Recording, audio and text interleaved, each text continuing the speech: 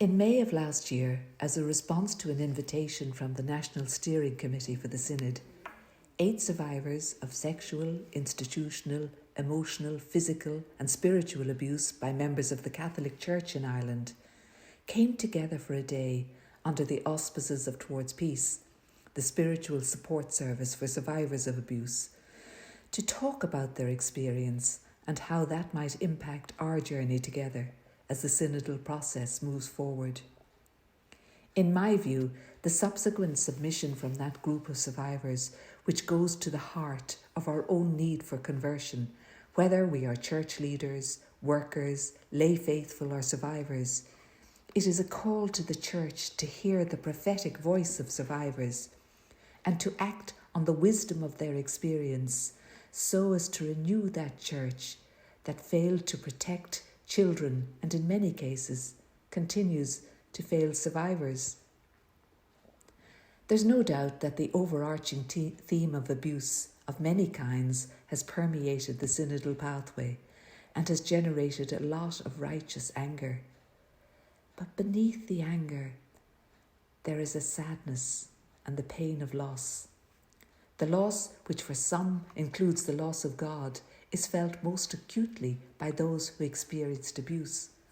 But it is also felt by the lay faithful, by those who remain and those who have left, because they cannot hear the good news in a church that failed so many.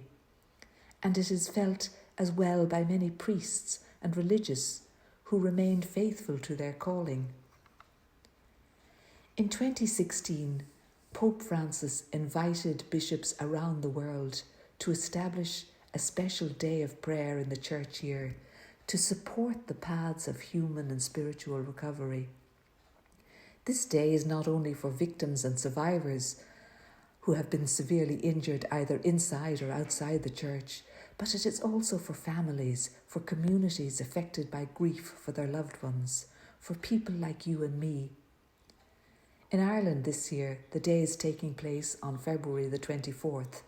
the Friday following Ash Wednesday, and I would urge you to become involved, either individually or as a parish community. Answering the call of conversion, allowing ourselves to be transformed, is what journeying together is all about, and it is at the heart of the Synod and our reason for real hope as the process moves forward. Small steps, but we move together. The great Thomas Merton taught that no matter what anyone has done to us in the past, or is doing to us now, or might do to us in the future,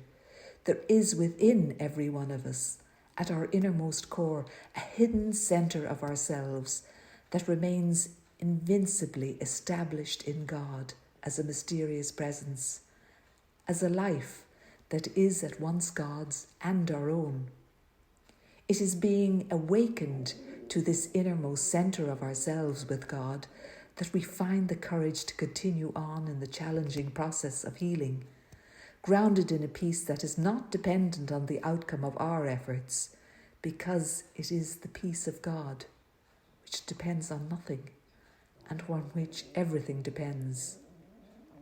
So, as we begin our tentative steps, journeying together along the synodal path,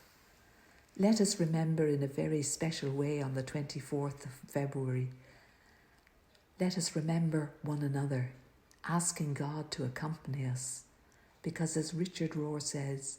if we do not transform our pain, we will almost certainly transmit it.